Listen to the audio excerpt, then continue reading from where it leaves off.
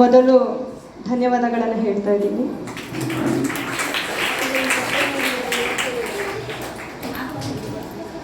ಎಲ್ಲರೂ ಆರಾಮಿದ್ದೀರಾ?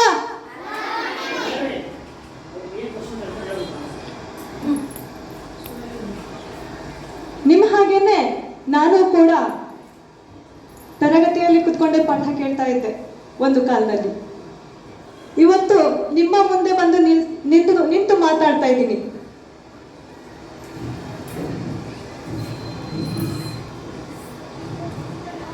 ಸರ್ ಹೇಳಿದ್ರು, ನಿಮ್ಮ ಜೀವನದ ಒಂದು ಯಶೋಗಾಥೆಯನ್ನು ನಮ್ಮ ಜೊತೆ ಹಂಚ್ಕೊಳ್ಳಿ ಅಂತ ಹೇಳಿ.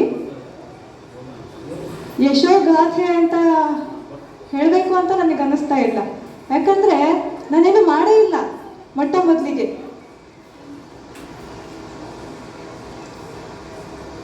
ನಾನು ಹುಟ್ಟಿದಂತಹ ಸಂದರ್ಭದಲ್ಲಿ ಎರಡೂ ಕಣ್ಣುಗಳು ಮುಚ್ಚಿದ ಅವಸ್ಥೆಯಲ್ಲಿತ್ತು. ನರ್ಸ್ ಹೇಳಿದ್ರು ಅಪ್ಪ ಅಮ್ಮಗೆ, ಮಗು ಈ ತರ ಎರಡೂ ಕಣ್ಣು ಕಾಣದೇ ಇರೋ ಪರಿಸ್ಥಿತಿಲಿದೆ, ಹುಟ್ಟಿದೆ ಅಂತ ಹೇಳಿ. ಆಗ ಪಾತಾಳಕ್ಕೆ ಇಳಿದು ಹೋಗಂಗಾಯ್ತು ಅಪ್ಪ ಅಮ್ಮಗೆ. ಏನ್ ಮಾಡ್ಬೇಕಂತ ಗೊತ್ತಾಗಿಲ್ಲ. ಹುಟ್ಟಿದ ಘಳಿಗೆಯಲ್ಲೇ ಆ ಪರಿಸ್ಥಿತಿಯಲ್ಲಿ ಹುಟ್ಟಿದಂತಹ ನಾನು, ಅಮ್ಮ ಬಾಣಂತಿ ಅಂತಾನು ಕೂಡ ಮನೇಲಿಲ್ದಲೆ ನನ್ನ ಹೊತ್ಕೊಂಡು ಅಪ್ಪ ಅಮ್ಮ ಇಬ್ರು ಕೂಡ ಆಸ್ಪತ್ರೆಯಿಂದ ಆಸ್ಪತ್ರೆಗೆ ಹೊತ್ಕೊಂಡು ಓಡಾಡಿದ್ದಾರೆ. ಏನ್ ಮಾಡ್ಬೇಕು, ಏನಿದೆ, ಏನ್ ಚಿಕಿತ್ಸೆ ಇದೆ ಅಂತೆಲ್ಲ. ಬೆಳೆದು ಸ್ವಲ್ಪ ಒಂದು 6-7 ತಿಂಗಳ ನಂತರದಲ್ಲಿ, ಒಂದು 2-3 ವರ್ಷದಲ್ಲಿ ಏನೆಲ್ಲ ಮಾಡಬೇಕು ಎಲ್ಲ ಮಾಡಿದ್ದಾರೆ. ಎಲ್ಲ ಡಾಕ್ಟರ್ಸ್ನ ಕನ್ಸಲ್ಟ್ ಮಾಡಿದ್ದಾರೆ. ಎಲ್ಲರೂ ಹೇಳೋದು ಅಂತೆ, ಸಾಧ್ಯನೇ ಇಲ್ಲ, ನಿಮ್ಮ ಮಗುವಿನ ಸಮಸ್ಯೆ ಪರಿಹಾರ ಮಾಡೋದಕ್ಕೆ ನಮ್ಮಿಂದ ಸಾಧ್ಯ ಇಲ್ಲ. ಮೆಡಿಕಲ್ ಡಿಪಾರ್ಟ್ಮೆಂಟ್ಗೆ ಚಾಲೆಂಜ್, ವೈದ್ಯಕೀಯ ಲೋಕಕ್ಕೆ ಸವಾಲು, ಸಾಧ್ಯನೇ ಇಲ್ಲ, ಸರಿ ಮಾಡಲು ಸಾಧ್ಯನೇ ಇಲ್ಲದಂತಹ ಸಮಸ್ಯೆ. ಒಂದ್ಸರಿ ನಮ್ಮ ತಾತಂಗೆ ಹೇಳ್ತಾರೆ, ಈ ತರ ಹಂಚಿಕಡ್ಡಿ ಅಂತ ಕಾಡಲ್ಲಿ ಸಿಗುತ್ತೆ, ಅದನ್ನ ಹುಡುಕೊಂಡು ಬನ್ನಿ, ಕಣ್ಣಿಗೆ ಊದಿದ್ರೆ, ಎಷ್ಟೋ ಹೊತ್ತು ಊದಿದ್ರೆ ಒಂದು 2 ಹನಿ ಬೀಳುತ್ತೆ, ಅದು ದಿವ್ಯ ಔಷಧ ಅಂತೆಲ್ಲ ಹೇಳ್ತಾರೆ. ನಮ್ಮ ತಾತ ಕಾಡಲ್ಲೆಲ್ಲ ಓಡಾಡಿ ಆ ತರ ಹೆಂಚಿಕಡ್ಡಿ ಸೀಕ್ರೆ ತಗೊಂಡ್ ಬಂದು ರಾತ್ರಿ ಎಲ್ಲ ನಿದ್ದೆಗೆಟ್ಟು ಊದಿದ್ರೆ 1-2 ಹನಿ ಬೀಳ್ತಾ ಇತ್ತು. ಆ ಥರ ನಮ್ಮ ತಾತ ಕಷ್ಟಪಟ್ಟಿದ್ದಾರೆ. ನಮ್ಮ ಅಪ್ಪ ಅಮ್ಮ ಒಂಥರ ಕಷ್ಟಪಟ್ರೆ, ನಮ್ಮ ತಾಯಿಯ ತಂದೆ ಇನ್ನೊಂದು ಥರ ಕಷ್ಟಪಟ್ಟಿದ್ದಾರೆ. ನಂತರದಲ್ಲಿ ನಾನು ಶಿಶು ವಿಹಾರಕ್ಕೆ ಸೇರಿಸ್ತಾರೆ ಅಮ್ಮ. ಶಿಶು ವಿಹಾರ ಆಗೆಲ್ಲ ಈ LKG UKG ಆ ಥರದ್ದು ಇರೋ ಹಾಗೆ ಶಿಶು ವಿಹಾರಗಳಿದ್ವು. ಅಲ್ಲಿಗೆ ಸೇರಿಸಿದ್ರೆ ಆಯಾ ಕರ್ಕೊಂಡು ಹೋಗ್ತಾ ಇದ್ರು. ಅವರಿಗೆ ಒಂದಿಷ್ಟು ಹಣ ಕೊಟ್ಬಿಟ್ರೆ ನನ್ನ ಎತ್ಕೊಂಡು ಕರ್ಕೊಂಡು ಹೋಗ್ತಾ ಇದ್ರು ಶಿಶು ವಿಹಾರಕ್ಕೆ. ಅಮ್ಮನ್ಗೆ ನಂದೇ ಚಿಂತೆ, ಮಧ್ಯೆ ಬಂದೆಲ್ಲ ನೋಡ್ತಾ ಇದ್ರು, ಊಟ ಮಾಡ್ತಾ ಇದ್ದಾಳ, ಓದ್ತಾ ಇದ್ದಾಳ ಅಂತೆಲ್ಲ.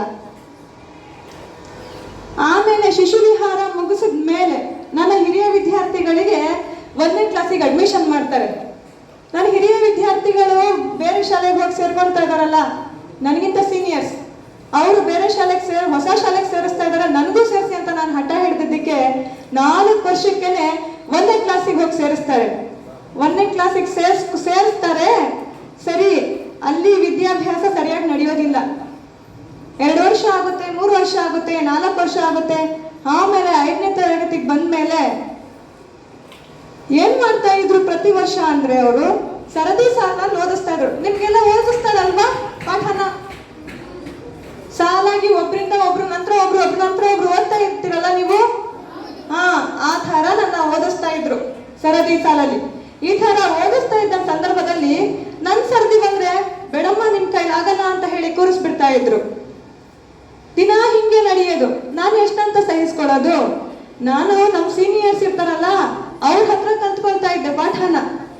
ಕಲ್ತ್ಕೊಂಡು ಒಂದಿನ ಹೀಗೆ ಸರದಿ ಸಾಲಲ್ಲಿ ಬಂದಾಗ, ನನಗೆ ಕೂರಿಸಿದಾಗ ನಾನು ಹೇಳ್ದೆ, ಸರ್ ನನಗೂ ಓದಿಸಿ, ನಾನು ಚೆನ್ನಾಗಿ ಓದಿದ್ರೆ ನೀವು ಮುಂದುವರಿಸಿ, ಇಲ್ಲ ಅಂದ್ರೆ ಹಿಂಗೆ ಇದ್ಬಿಡ್ತೀನಿ ನಾನು ಅಂತ ಹೇಳಿದೆ. ಸರಿ ನಮ್ಮ ಓದು ಅಂದ್ರು. ಕನ್ನಡ ಪಾಠ ಓದಿಸಿದ್ರು. ಕನ್ನಡ ಪಾಠ ಓದ್ದೆ. ಆಮೇಲೆ ಬೇರೆ ವಿಷಯ, ಆಮೇಲೆ HMಗೆ ಕರೆದ್ರು, ಮುಖ್ಯ ಶಿಕ್ಷಕರಿಗೆ. ಇವ್ರು ಓದ್ತಾ ಓದ್ತಾರೆ ಅಂತ ಹೇಳಿದ್ರು. ಆಮೇಲೆ ಬೇರೆ ವಿಷಯಗಳೆಲ್ಲ ಓದಿಸಿದ್ರು, ಇಂಗ್ಲಿಷ್ ಹಿಂದಿ ಎಲ್ಲ ಓದಿಸಿದ್ರು. ಆಗ 5ನೇ ತರಗತಿಗೆ ಇಂಗ್ಲಿಷ್ ಹಿಂದಿ ಬರ್ತಾ ಇತ್ತು. ಈಗ 6ನೇ ತರಗತಿಯಿಂದ ಹಿಂದಿ ಇದೆ. ಓದಿಸಿದ್ರು. ಆಮೇಲೆ ಗೊತ್ತಾಯ್ತು ಚೆನ್ನಾಗಿ ಓದ್ತಾಳೆ ಇವರು, ಓದಿಸ್ಬಹುದು ಅಂತ ಹೇಳಿ. ಅಲ್ಲಿವರೆಗೂ ಅವ್ರಿಗೆ ಗೊತ್ತಿರ್ಲಿಲ್ಲ ನಾನು ಚೆನ್ನಾಗಿ ಓದ್ತೀನಿ ಅಂತ ಹೇಳಿ. ಪೋಷಕರಿಗೆ ಸಲಹೆ ಕೊಟ್ರು, ಅಂಧ ಮಕ್ಕಳ ಶಾಲೆಗೆ ಸೇರಿಸಿ ಅಂತ ಹೇಳಿ. ಬೇರೆ ಪೋಷಕರಾಗಿದ್ರೆ ಸೇರಿಸ್ಬಿಡ್ತಾ ಇದ್ರು ಏನೋ, ಆದ್ರೆ ನಮ್ಮ ಅಪ್ಪ ಅಮ್ಮ ಹೇಳಿದ್ ಒಂದೇ ಮಾತು, ಅವಳಿಂದ ನಾನೇನು ನಿರೀಕ್ಷೆ ಮಾಡೋದಿಲ್ಲ, ನಮಗೆ ಅವಳಿಂದ ಏನೂ ಆಗ್ಬೇಕಾಗಿಲ್ಲ, ಅವಳು ಸಾಯೋವರೆಗೂ ಸಾಕೋ ಹೊಣೆ ನಮ್ದು ಅಂತ ಆ ಕಾಲದಲ್ಲಿ ಅಂಥ ಪರಿಸ್ಥಿತಿಯಲ್ಲೇ ಅಪ್ಪ ಅಮ್ಮ ಹೇಳಿದ್ರು. ಹಾಗಾಗಿ ಅಲ್ಲೇ ನಾನು ಓದುವಾಗಾಯ್ತು. ಒಂದು ವೇಳೆ ಅವರು ಅಂಧ ಮಕ್ಕಳ ಶಾಲೆಗೆ ಸೇರಿಸಿದ್ರೆ ನನ್ನ ಕ್ಷೇತ್ರನೇ ಬೇರೆ ಆಗ್ತಾ ಇತ್ತು, ನಾನು ಶಿಕ್ಷಕಿಯಾಗಿ ಇಲ್ಲಿ ನಿಂತು ನಿಮ್ಮ ಮುಂದೆ ಮಾತಾಡ್ತಾನೆ ಇರ್ಲಿಲ್ಲ ಅನ್ಸುತ್ತೆ.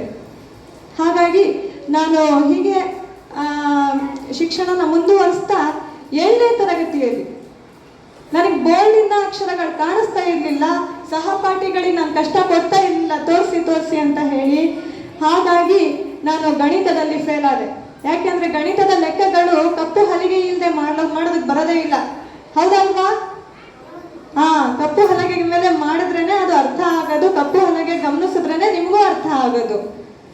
ಹಾಗಾಗಿ ನಾನು ಗಣಿತದಲ್ಲಿ ಫೇಲ್ ಆದೆ. ಮತ್ತೆ ಕಷ್ಟಪಟ್ಟು ಓದಿ ಪಾಸ್ ಆದೆ. ಯಾಕೆಂದ್ರೆ ನಮ್ಗೆ ಅವಾಗ ಪಬ್ಲಿಕ್ ಪರೀಕ್ಷೆ ಇತ್ತು, ಜಿಲ್ಲಾ ಮಟ್ಟದಲ್ಲಿ 7ನೇ ತರಗತಿಯಲ್ಲಿ ಪಬ್ಲಿಕ್ ಪರೀಕ್ಷೆ ಇತ್ತು. ಹಾಗಾಗಿ ಅಲ್ಲಿ ಫೇಲ್ ಅಂತ ಹೇಳಿ ಬಂತು. ಅದಾದ್ಮೇಲೆ ಕಷ್ಟಪಟ್ಟು ಗಣಿತ ಓದ್ಕೊಂಡು ಪಾಸ್ ಮಾಡ್ಕೊಂಡೆ. ಆಗ ಎಲ್ಲ ವಿಷಯಗಳನ್ನು ಬರೆಸ್ತಾ ಇದ್ರು. ಒಂದ್ ವಿಷಯ ಫೇಲ್ ಆದ್ರೆ ಮಾತ್ರ ಆ ವಿಷಯ ಮಾತ್ರ ಈಗ ಬರೆಸ್ತಾ ಇದ್ದಾರೆ. ಅವಾಗ ಎಲ್ಲಾ ವಿಷಯಗಳನ್ನು ಬರಿಬೇಕಿತ್ತು, ರೆಗ್ಯುಲರ್ ಸ್ಟೂಡೆಂಟ್ ಆಗಿನೇ ಓದ್ಬೇಕಿತ್ತು. ಹಾಗಾಗಿನೇ ನಾನು ರೆಗ್ಯುಲರ್ ವಿದ್ಯಾರ್ಥಿಯಾಗಿನೇ ಓದಿ 7ನೇ ತರಗತಿಯಲ್ಲಿ ಜಿಲ್ಲಾ ಮಟ್ಟದಲ್ಲಿ ಉತ್ತಮ ಅಂಕಗಳೊಂದಿಗೆ ಪಾಸ್ ಆದೆ. ಪಾಸ್ ಆಗಿದ ನಂತರದಲ್ಲಿ ನಾನೇ ಒಂದು ದಾರಿ ಕಂಡ್ಕೊಂಡೆ. ಏನ್ ಮಾಡಿದೆ, ಇಲ್ಲಿ 8ನೇ ತರಗತಿಗೆ ದಾಖಲಾದ್ರೆ ಭೂಪಟಗಳು, ಸಮಾಜ ವಿಜ್ಞಾನದ ಭೂಪಟಗಳು, ವಿಜ್ಞಾನದ ಚಿತ್ರಗಳು ಮತ್ತೆ ಗಣಿತದ ಲೆಕ್ಕಗಳು, ಇವುಗಳನ್ನ ನೀವೆಲ್ಲ ಆಟಕ್ಕೆ ಹೋಗ್ತೀರಾ ಅಲ್ವಾ? ಪಿಟಿಗೆ ಬಿಟ್ರೆ ಹೋಗ್ತೀರಾ ಅಲ್ವಾ? ಪಿಟಿ ಪೀರಿಯಡ್ ಇದ್ರೆ ಆಟಕ್ಕೆ ಹೋಗ್ತೀರಾ ಅಲ್ಲ? ನಾನು ಆಟಕ್ಕೆ ಹೋಗ್ತಾ ಇರ್ಲಿಲ್ಲ. ಪಿಟಿ ಪೀರಿಯಡ್ ಇದ್ರೆ ನಾನು ಗಣಿತ ಮಾಸ್ಟರ್ನ ಹುಡುಕೊಂಡು ಹೋಗ್ತಾ ಇದ್ದೆ, ಸೋಷಿಯಲ್ ಮಾಸ್ಟರ್ನ ಹುಡುಕೊಂಡು ಹೋಗ್ತಾ ಇದ್ದೆ, ಸೈನ್ಸ್ ಮಾಸ್ಟರ್ನ ಹುಡುಕೊಂಡು ಹೋಗ್ತಾ ಇದ್ದೆ. ಏನಕ್ಕೆ ಅಂದ್ರೆ ವಿಜ್ಞಾನದ ಚಿತ್ರಗಳನ್ನು ಕಲ್ತ್ಕೋಬೇಕಿತ್ತು, ನಾನು ಗಣಿತದ ಲೆಕ್ಕಗಳನ್ನು ಕಲ್ತ್ಕೋಬೇಕಿತ್ತು, ಅದ್ರ ಜೊತೆಗೆ ಸಮಾಜ ವಿಜ್ಞಾನದ ಭೂಪಟಗಳನ್ನು ಕೂಡ ಕಲ್ತ್ಕೋಬೇಕಿತ್ತು. ಹಿಂದೆ ಗುರುಗಳನ್ನ ನಾವು ಹುಡುಕೊಂಡು ಹೋಗ್ತಾ ಇದ್ವಿ. ಇವತ್ತು ನಾವು ಬಂದು ಪಾಠ ಮಾಡ್ತೀವಿ ಬನ್ನಿ ಅಂದ್ರೂ ಕೂಡ ಬರೋದ್ ಕಷ್ಟ ಮಕ್ಕಳು. ಹೀಗೆ ಮುಂದುವರಿತಾ SSLCಯಲ್ಲಿ ಒಳ್ಳೆ ಅಂಕಗಳೊಂದಿಗೆ ಉತ್ತೀರ್ಣನೂ ಆಯ್ತು. ನನಗೆ ಈ SSLC ಓದ್ತಾ ಇದ್ದಾಗ ನಮ್ಮ ತಂದೆಯ ಆಸ್ಪತ್ರೆಗೆ ಹೋಗ್ತಾ ಇದ್ದೆ ನಾನು. ಅಲ್ಲಿ ಚೀಟಿ ಬರೆಯೋರು ಯಾರೇ ಇಲ್ಲ ಅಂತ ಹೇಳಿದ್ರ, ಹಾಗಾಗಿ ಚೀಟಿ ಬರೆಯೋದಕ್ಕಂತ ಹೋಗ್ತಾ ಇದ್ದೆ. ಅಲ್ಲಿ ರೋಗಿಗಳು 2 ರೂಪಾಯಿ ಕಟ್ಟಕ್ ಆಗ್ತಾ ಇರ್ಲಿಲ್ಲ ಚೀಟಿಗೆ, ಅಷ್ಟು ಕಷ್ಟ ಪಡ್ತಾ ಇದ್ರು. ಅದಕ್ಕೆ ನಾನು ವೈದ್ಯೆಯಾಗಿ ಸಮಾಜ ಸೇವೆ ಮಾಡ್ಬೇಕು, ಬಡವರಿಗೆ ಉಚಿತ ಆರೋಗ್ಯ ತಪಾಸಣೆ ಮಾಡ್ಬೇಕು ಅಂತೆಲ್ಲ ಕನಸು ಕಟ್ಕೊಂಡಿದ್ದೆ. ಹಾಗಾಗಿ PUC ಒಳ್ಳೆ, ಹೇಗಿದ್ರು SSLC ಅಲ್ಲಿ ಒಳ್ಳೆ ಅಂಕಗಳು ಬಂದಿದೆ, PUC ಸೈನ್ಸ್ ತಗೊಳ್ಳೋಣ ಅಂತ ಹೇಳಿ ಕಾಲೇಜ್ಗಳು ಹುಡುಕಾಡ್ದೆ. ಆದ್ರೆ ಯಾವ ಕಾಲೇಜ್ನಲ್ಲೂ ಕೂಡ ವಿಜ್ಞಾನ ಸ್ಟ್ರೀಮ್ ಕೊಡೋದಕ್ಕೆ ನನಗೆ ಮುಂದೆ ಬಂದಿಲ್ಲ. ಅವ್ರು ಕೊಡೋ ಕಾರಣ ಏನಪ್ಪಾ ಅಂದ್ರೆ, ನೀನು 10ನೇ ಕ್ಲಾಸಲ್ಲಿ ಒಳ್ಳೆ ಅಂಕಗಳನ್ನು ಪಡ್ಕೊಂಡಿದ್ಯಮ್ಮ, ನಿನಗೆ ಅರ್ಹತೆ ಇದೆ, ಆದ್ರೆ ನಾವು ನಿನಗೆ ಕೊಡೋದಕ್ಕಾಗೋದಿಲ್ಲ. ಯಾಕೆ ಕೊಡೋದಕ್ಕಾಗಲಿಲ್ಲ ಅಂದ್ರೆ, ಚೆನ್ನಾಗಿರೋರೆ ಆಸಿಡ್ ಎಲ್ಲ ಕಣ್ಣಿಗೆ ಹಾಕೊಳ್ತಾರೆ, ನಿನ್ನ ಇಂಥ ಪರಿಸ್ಥಿತಿಯಲ್ಲಿ ನಾವು ಹೇಗೆ ಕೊಡೋದು ನಿನಗೆ ಸೈನ್ಸ್ ಸ್ಟ್ರೀಮು, ಮಾನವೀಯತೆ ದೃಷ್ಟಿಯಿಂದ ನಾನು ನಿಮಗೆ ಕೊಡಲ್ಲ ಅಂತ ಹೇಳಿದ್ರು.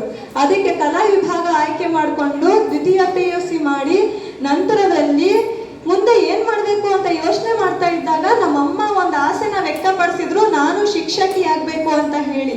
ಹಾಗಾಗಿ ನಮ್ಮ ಅಮ್ಮನ ಆಸೆ ಹೇಗೆ ನೆರವೇರಿಸಬೇಕು ಅಂತ ಯೋಚನೆ ಮಾಡಿ ಕನ್ನಡವನ್ನ ಮೂಲ ವಿಷಯವಾಗಿ ತಗೊಂಡು ಪದವಿ ವಿದ್ಯಾರ್ಥಿಯಾಗಿ ಪದವಿ ತರಗತಿಯಲ್ಲೂ ಕೂಡ ಒಳ್ಳೆ ಅಂಕಗಳನ್ನು ಪಡ್ಕೊಂಡು B.Edಗೆ ಸೇರ್ಕೊಂಡೆ, ವಿವೇಕಾನಂದ B.Ed ಕಾಲೇಜ್. ಅಲ್ಲಿ ನಾನು B.Ed ತರಬೇತಿನಲ್ಲಿ ಸೇರ್ಕೊಂಡು ನಾನು ಯಾವ ಹೈಸ್ಕೂಲ್ ನಲ್ಲಿ ಕೆಲಸ ಮಾಡ್ತಿದ್ನೋ ಅದೇ ನಾನು ಯಾವ ಹೈಸ್ಕೂಲ್ ನಲ್ಲಿ ಓದ್ತಾ ಇದ್ನೋ ಅದೇ ಹೈಸ್ಕೂಲ್ ಅಲ್ಲಿ ಪಾಠ ಮಾಡೋ ಅವಕಾಶ ನನಗೆ ಸಿಕ್ತು. ನಾನು ಓದಿದ ಶಾಲೆಯಲ್ಲಿ ನಮ್ಮ ಶಿಕ್ಷಕರು ನಿಂತು ಪಾಠ ಮಾಡೋ ಜಾಗದಲ್ಲಿ ನಿಂತು ಪಾಠ ಮಾಡುವಂತ ಅವಕಾಶ ನನಗೆ ಸಿಕ್ತು. ಅದು B.Ed ತರಬೇತಿಯಲ್ಲಿ. ನಮ್ಮದೇ ಶಾಲೆಗೆ ನನಗೆ ಟ್ರೈನಿಂಗಿಗೆ ಹಾಕಿದ್ರು. ಆಗ ನಮ್ಮ ಟೀಚರ್ಸ್ ಎಲ್ಲ ಹೇಳಿದ್ರು, ನೋಡಮ್ಮ ನಾವು ನಿಂತು ಪಾಠ ಮಾಡೋ ಜಾಗದಲ್ಲಿ ನೀನು ನಿಂತು ಪಾಠ ಮಾಡೋ ಹಾಗಾಗಿದೆ ಈಗ ಅಂತ ಹೇಳಿದ್ರು. ಇನ್ನೊಬ್ರು ಟೀಚರ್, ಅಯ್ಯೋ ತುಂಬಾ BEd ಕಷ್ಟ ಕಣಮ್ಮ, ನೀನು ಏನಕ್ಕೆ ತಗೊಂಡೆ ಅಂತ ಹೇಳಿದ್ರು. ಸರ್, ನಮ್ಮಮ್ಮನ ಆಸೆ ನಾನು ನೆರವೇರಿಸ್ಬೇಕು, ಅದಕ್ಕೆ ನಾನು BEd ತಗೊಂಡೆ ಅಂತ ಹೇಳಿದೆ. ಹಾಗೇನೆ BEdನು ಕೂಡ ಕಷ್ಟಪಟ್ಟು ಮುಗಿಸಿ ಇಲ್ಲಿಗೆ ಬಂದೆ ನಾನು, ಆದರ್ಶ ವಿದ್ಯಾಲಯಕ್ಕೆ. CET ನಲ್ಲಿ ಫಸ್ಟ್ ರ್ಯಾಂಕ್, ಕೌನ್ಸಿಲಿಂಗ್ ರ್ಯಾಂಕಿಂಗ್ ಅಲ್ಲಿ ಫಸ್ಟ್ ರ್ಯಾಂಕ್ BEd ಪ್ರವೇಶ ಪರೀಕ್ಷೆಯಲ್ಲಿ. ಅಂಥ ಸಂದರ್ಭದಲ್ಲಿ ನನಗೆ 19 ಆಪ್ಷನ್ಸ್ ಇತ್ತು ಶಾಲೆಗಳು ಆಯ್ಕೆ ಮಾಡ್ಕೊಳಕ್ಕೆ. ನಾನು ಆದರ್ಶ ವಿದ್ಯಾಲಯನ ತಗೊಂಡೆ. ಕಾರಣ ಇಷ್ಟೇ, ಆದರ್ಶ ವಿದ್ಯಾಲಯ ತಗೊಳಕ್ಕೆ, ಅದು ತಮಿಳ್ ತೆಲುಗು ಮಾತೃಭಾಷೆ ಇರುವಂತಹ ಶಾಲೆ, ಸಾಲದಕ್ಕೆ ಆಂಗ್ಲ ಮಾಧ್ಯಮ. ಅಲ್ಲಿ ಕನ್ನಡವನ್ನ ಕಲಿಸುವುದು ಒಂದು ಸವಾಲಿನ ಕೆಲಸ. ಅದನ್ನ ಸವಾಲಾಗಿ ಸ್ವೀಕಾರ ಮಾಡಿದ ನಾನು ಆದರ್ಶ ವಿದ್ಯಾಲಯನ ಆಯ್ಕೆ ಮಾಡಿಕೊಂಡು ಅಲ್ಲಿ ನಾನು ನನ್ನ ಕೆಲಸನ ಪ್ರಾರಂಭ ಮಾಡಿದೆ. ಇವತ್ತು ಏನ್ ರಿಯಲ್ ಹೀರೋ ಅಂತ ಹೇಳಿ ಅವಾರ್ಡ್ ಕೊಡ್ತಾ ಇದ್ದಾರೆ, ಆ ಅವಾರ್ಡ್ ನಿಮ್ಮಂತ ನನ್ನ ವಿದ್ಯಾರ್ಥಿಗಳಿಗೆ ಸಲ್ಲಬೇಕು, ಮತ್ತೆ ನನ್ನ ಕುಟುಂಬಕ್ಕೆ ಸಲ್ಲಬೇಕು. ಯಾಕೆಂದ್ರೆ ಈ ಒಂದು ಕೆಲಸದಲ್ಲಿ ನನ್ನ ಕುಟುಂಬದ ತ್ಯಾಗ ಬಹಳ ದೊಡ್ಡದು. ಯಾಕೆ ಅಂದ್ರೆ ನಮ್ಮ ತಂದೆ D ಗ್ರೂಪ್ ಎಂಪ್ಲಾಯ್ ಆಗಿದ್ರು ಗೌರ್ಮೆಂಟ್ ಹಾಸ್ಪಿಟಲ್ ಅಲ್ಲಿ ಅರಸೀಕೆರೆಯಲ್ಲಿ. ನನಗೆ ಅಪಾಯಿಂಟ್ ಆಯ್ತು ಅನ್ನೋ ಕಾರಣಕ್ಕೆ, ನನಗೆ ಒಬ್ಳಿಗೆ ಬಿಡಬಾರ್ದು ಅನ್ನೋ ಕಾರಣಕ್ಕೆ ಇಡೀ ಫ್ಯಾಮಿಲಿನೇ ಶಿಫ್ಟ್ ಮಾಡ್ಕೊಂಡ್ರು ನಾನಿರೋ ಜಾಗಕ್ಕೆ. ನಮ್ಮ ತಂದೆ ಅಲ್ಲಿಗೆ ಟ್ರಾನ್ಸ್ಫರ್ ಮಾಡ್ಕೊಂಡ್ರು. ನನ್ನ ತಮ್ಮ ಅಲ್ಲೇ ನಾನು ಎಜುಕೇಶನ್ ಕಂಟಿನ್ಯೂ ಮಾಡ್ತೀನಿ ಅಂತ ಹೇಳಿ ಅಲ್ಲಿನ ಹೈಸ್ಕೂಲ್ಗೆ 10th ಅರ್ಧ ವರ್ಷ ಆಗಿದೆ, ಆದ್ರೂ ಕೂಡ 10th ಬಂದು ಅಲ್ಲೇ ಸೇರ್ಕೊಂಡ ಅವನು. ನಾನು ಅಲ್ಲಿ ಎಜುಕೇಶನ್ ಕಂಟಿನ್ಯೂ ಮಾಡ್ತೀನಿ ಅಂತ. ನನ್ನ ತಂಗಿ ತನ್ನ ಎಜುಕೇಶನ್ ಡಿಸ್ಕಂಟಿನ್ಯೂ ಮಾಡಿ ನಾನು ನಿಮ್ಮ ಜೊತೆನೇ ಇದ್ದು ಹೋಗ್ತೀನಿ ಅಂತ ಹೇಳಿ ಇಡೀ ಫ್ಯಾಮಿಲಿ ನನ್ನ ಸಲುವಾಗಿ ಏನ್ ತ್ಯಾಗ ಮಾಡಿದೆ, ಇವತ್ತು ನಾನು ಇಲ್ಲಿ ನಿಂತು ನಿಮ್ಮ ಮುಂದೆ ಮಾತಾಡೋದಕ್ಕೆ ಕಾರಣ ಆಗಿದೆ. ಸದಾ ಬೆನ್ನೆಲುಬಾಗಿ ಇಟ್ಕೊಂಡು ನನಗೆ ಪ್ರೋತ್ಸಾಹ ಕೊಡ್ತಾ ಇದ್ದಾರೆ ನನ್ನ ಕುಟುಂಬದ ಸದಸ್ಯರು.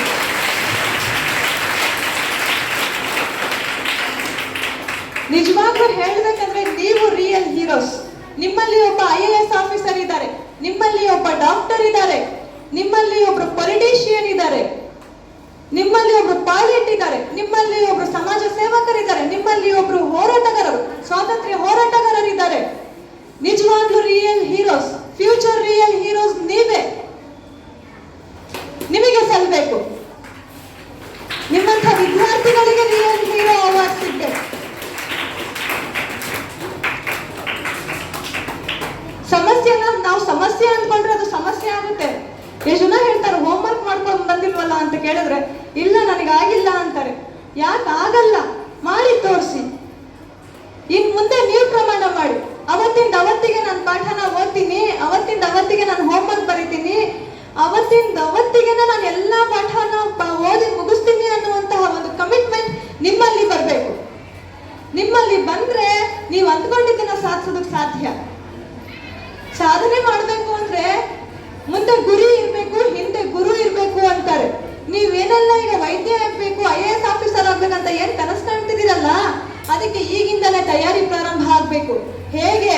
ಹಾರ್ಡ್ ವರ್ಕ್ ಮಾಡೋದ್ರ ಮೂಲಕ. ಕಠಿಣ ಪರಿಶ್ರಮ ಇರ್ಬೇಕು. ಪರಿಶ್ರಮ ಇಲ್ಲದೆ ಫಲ ಪಡಿತೀವಿ ಅನ್ನೋದು ಸುಳ್ಳು. ಕಠಿಣ ಪರಿಶ್ರಮ ಇದ್ರೆ ಅಸಾಧ್ಯವಾದದ್ದು ಕೂಡ ಸಾಧ್ಯ ಮಾಡಿ ತೋರಿಸ್ತೀರಾ ನೀವು. ನಿಮ್ಮಿಂದ ಸಾಧ್ಯ ಇದೆ, ನೀವು ಮಾಡ್ತೀರಾ. ನಾಳೆ ದಿನ ನೀವು ನೆನೆಸ್ಕೊಳ್ತೀರಾ, ಹೌದು ಮೇಡಮ್ ಈ ತರ ಹೇಳ್ತಾ ಇದ್ರು, ನಾನು ಅಂದ್ಕೊಂಡಿದ್ದೀನಿ ಈ ತರ ಕನಸು, ಅದು ಸಾಧ್ಯ ಆಗಿದೆ ಈಗ ಅಂತ ನೀವೇ ನೆನೆಸ್ಕೊಳ್ತೀರಾ. ಮುಂದಿನ ದಿನಗಳಲ್ಲಿ ಮಾಡಿ ತೋರಿಸ್ಬೇಕು. ಯಾಕಾಗಲ್ಲ, ಆಗುತ್ತೆ. ಸಮಸ್ಯೆ ಅಂದ್ಕೊಂಡ್ರೆ ಅದು ಸಮಸ್ಯೆ ಆಗೇ ಉಳ್ದೋಗುತ್ತೆ. ಪರಿಹಾರ ಇಲ್ಲದೆ ಇರೋ ಸಮಸ್ಯೆನೇ ಇಲ್ವಲ್ಲ. ಪ್ರತಿಯೊಂದು ಸಮಸ್ಯೆಗೂ ಒಂದು ಪರಿಹಾರ ಅನ್ನೋದಿದ್ದೇ ಇದೆ. ಅದು ಯಾವ ಮೂಲದಲ್ಲಿದೆ ಅಂತ ನಾವು ಹುಡುಕಿ ತೆಗಿಬೇಕಷ್ಟೇ. ನಮ್ಮ ಸಮಸ್ಯೆಗಳನ್ನ ಬಗೆಹರಿಸ್ಕೊಂಡು ನಾವು ಮುಂದೆ ಹೋಗ್ಬೇಕು. ನಾನು ಯಾಕೆ ಈ ಮಾತನ್ನ ಹೇಳ್ತಾ ಇದ್ದೀನಿ ಅಂದ್ರೆ, ನನಗೆ ಕಷ್ಟ ಆಯಿತು ನಿಮ್ ಮುಂದೆ ನಿಂತು, ನಿಮ್ಮಂತ ವಿದ್ಯಾರ್ಥಿಗಳ ಮುಂದೆ ನಿಂತು ಪಾಠ ಮಾಡಕ್ಕೆ ನನಗೆ ಕಷ್ಟ ಆಯ್ತು. ಅದಕ್ಕೆ ನಾನು ಏನ್ ಮಾಡಿದೆ, ಮಾದರಿಗಳನ್ನ ತಯಾರು ಮಾಡ್ಕೊಂಡೆ. ವ್ಯಾಕರಣದ ಮಾದರಿಗಳು ತಯಾರು ಮಾಡ್ಕೊಂಡು ಅವರ ಮುಂದೆ ಬಂದು ಓದ್ಬೇಕು ಆ ಮಟ್ಟಕ್ಕೆ ತಂದ್ಕೊಂಡೆ ವಿದ್ಯಾರ್ಥಿಗಳಿಗೆ.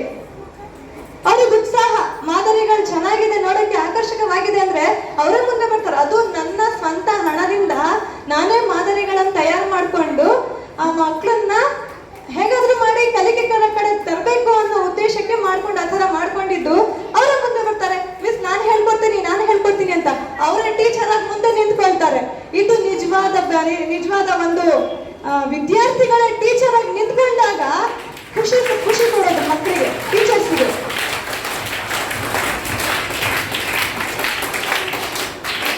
ಒಬ್ರು ವಿದ್ಯಾರ್ಥಿ ನಮ್ಮಲ್ಲಿ ಒಬ್ರು ಇದ್ರು, 10th ವಿದ್ಯಾರ್ಥಿ. ಸಿಕ್ಕಾಪಟ್ಟೆ ಅಹಂಕಾರ ಇತ್ತು, ನಾನು ಕಲಿತೀನಿ ಅಂತ ಹೇಳಿ. ಚೆನ್ನಾಗಿ ಕಲಿತಾ ಇದ್ರು, ಆದ್ರೆ ಅಹಂಕಾರ ಸಿಕ್ಕಾಪಟ್ಟೆ ಇತ್ತು. ಇನ್ನೊಬ್ಬ ವಿದ್ಯಾರ್ಥಿ ಇದ್ರು, ಆದ್ರೆ ಅವರು ಕಲಿತಾ ಇದ್ರು, ಅದ್ರ ಜೊತೆಗೆ ವಿನಯತೆ ಎಲ್ಲವೂ ಕೂಡ ಇತ್ತು. ಯಾರು ಅಹಂಕಾರ ಪಡ್ತಿದ್ರು ಅವರು ಟಾಪ್ 10 ಅಲ್ಲೂ ಕೂಡ ಬಂದಿಲ್ಲ. ಯಾರು ಅಹಂಕಾರ ಪಡದೆ ವಿನಯ, ವಿದ್ಯಾರ್ಥಿಗಳಿಗೆ ಶಿಕ್ಷಕರಿಗೆ ಕೊಡೋ ಗೌರವ ಎಲ್ಲ ಒಳ್ಳೆ ಗುಣಗಳಿಂದ ತಾನು ಕಲಿತು ಒಬ್ಬ ದೊಡ್ಡ ವಿದ್ಯಾರ್ಥಿ ಇದ್ದ, ಏನೂ ಬರ್ತಾ ಇರಲಿಲ್ಲ ಅವನಿಗೆ. ಆ ವಿದ್ಯಾರ್ಥಿಗೆ ನೀನ್ ಕಲಿಸ್ಬೇಕಮ್ಮ ಅಂತ ಹೇಳಿದ್ದಕ್ಕೆ ಮಿಸ್ ನಾನು ಕಲಿಸ್ಕೊಡ್ತೀನಿ ಅಂತ ಹೇಳಿ ಆ ಮಗುವಿಗೆ ಕಲಿಸ್ಕೊಂಡು ಟಾಪ್ 5 ರ್ಯಾಂಕ್ ಅಲ್ಲಿ ಬಂದ್ಲು ಆ ವಿದ್ಯಾರ್ಥಿನಿ. ಯಾರಿಗೆ ಬರಲ್ವೋ ಅವರಿಗೆ ಹೇಳಿ ಕೊಡುವಂತಹ ಒಂದು ಸೌಜನ್ಯ ವಿದ್ಯಾರ್ಥಿಗಳಲ್ಲಿ ಇರ್ಬೇಕು. ಯಾರು ಚೆನ್ನಾಗಿ ಓದ್ತಿರೋ ಅವ್ರು ಯಾರಿಗೆ ಚೆನ್ನಾಗಿ ಓದಕ್ ಬರಲ್ವೋ ಅವ್ರಿಗೆ ಕಲಿಸುವಂತಹ ಗುಣನ ಬೆಳೆಸ್ಕೊಂಡ್ರೆ ತಾನೂ ಬೆಳಿ, ಇನ್ನೊಬ್ರನ್ನು ಬೆಳೆಸು ಅನ್ನುವಂತಹ ಮನೋಭಾವನ ಬೆಳೆಸ್ಕೊಂಡ್ರೆ ನಿಜವಾಗ್ಲೂ ಬಹಳ ಎತ್ತರದ ಸ್ಥಾನಕ್ಕೆ ಹೋಗ್ತೀರಾ ನೀವು. ಊಹೆನೆ ಮಾಡಲ್ಲ, ಅಷ್ಟು ಎತ್ತರದ ಸ್ಥಾನಕ್ಕೆ ನೀವು ಹೋಗ್ತೀರಾ. ಏನ್ ಮಾಡ್ಬೇಕು ನೀವು? ಚೆನ್ನಾಗಿ ಓದೋ ವಿದ್ಯಾರ್ಥಿಗಳು ಯಾರಿಗೆ ಓದಕ್ ಬರಲ್ವೋ ಅವರಿಗೆ ಕಲಿಸ್ಬೇಕು, ಆ ಗುಣನ ನೀವು ಬೆಳೆಸ್ಕೋಬೇಕು. ಗುರುಗಳಿಗೆ ಗೌರವ ಕೊಡ್ಬೇಕು, ಗುರುಗಳು ಹಾಕಿಕೊಟ್ಟ ಮಾರ್ಗದಲ್ಲಿ ನಡೆಯುವಂತಹ ಗುಣನ ನೀವು ಬೆಳೆಸ್ಕೋಬೇಕು. ನಿಮ್ ಟೀಚರ್ಸ್ ಏನ್ ಹೇಳ್ತಾರಲ್ಲ ಅದನ್ನ ಪ್ರಶ್ನೆ ಮಾಡದೆ ಒಪ್ಕೊಂಡು ಅದನ್ನ ಪಾಲಿಸಿದ್ರೆ ಜೀವನದಲ್ಲಿ ಯಶಸ್ವಿ ವ್ಯಕ್ತಿಯಾಗಿ ಸಾಗೋದಕ್ಕೆ ಸಾಧ್ಯ ಆಗುತ್ತೆ. ಮೊನ್ನೆ ಗುರುಪೂರ್ಣಿಮೆ ಇತ್ತು, ನೀವೆಷ್ಟು ಜನ ನಿಮ್ಮ ಟೀಚರ್ಸಿಗೆ ವಿಶ್ ಮಾಡಿದೀರಾ? ಗುರುಪೂರ್ಣಿಮೆ ಇತ್ತು, ಗುರುಗಳ ಹಬ್ಬ. ಎಷ್ಟು ಜನ ನಿಮ್ಮ ಟೀಚರ್ಸಿಗೆ ನೀವು ವಿಶ್ ಮಾಡಿದೀರಾ? ಇಲ್ಲ. ನಾನು ಪ್ರೈಮರಿ ಸ್ಕೂಲಲ್ಲಿ ಪಾಠ ಮಾಡಿ ಟೀಚರ್ ಇಂದ ಹಿಡಿದು ಡಿಗ್ರಿವರೆಗೂ ನನಗೆ ಯಾರೆಲ್ಲ ಪಾಠ ಮಾಡಿದ್ರು ಅಷ್ಟು ಜನಕ್ಕೂ ಕೂಡ ಫೋನ್ ಮಾಡಿ ವಿಶ್ ಮಾಡಿದ್ದೀನಿ, ಗುರುಪೂರ್ಣಿಮೆಯ ಶುಭಾಶಯಗಳು ಅಂತ. ಇಷ್ಟೇ ಗುರುಗಳಿಗೆ ನಾವು ಮಾಡುವಂತಹ ನಾವು ಕೊಡುವಂತಹ ಗೌರವ. ಗುರುಗಳು ಮಕ್ಕಳಿಂದ ಏನೂ ಬಯಸಲ್ಲ. ಮಕ್ಕಳು ನಾಳೆ ದಿನ ದೊಡ್ಡವರಾಗಿ ಅವರು ಸಾಧನೆ ಮಾಡಿದ್ರೆ ಅದಕ್ಕಿಂತ ದೊಡ್ಡ ಉಡುಗೊರೆ ಗುರುಗಳಿಗೆ ಮತ್ತೊಂದಿಲ್ಲ.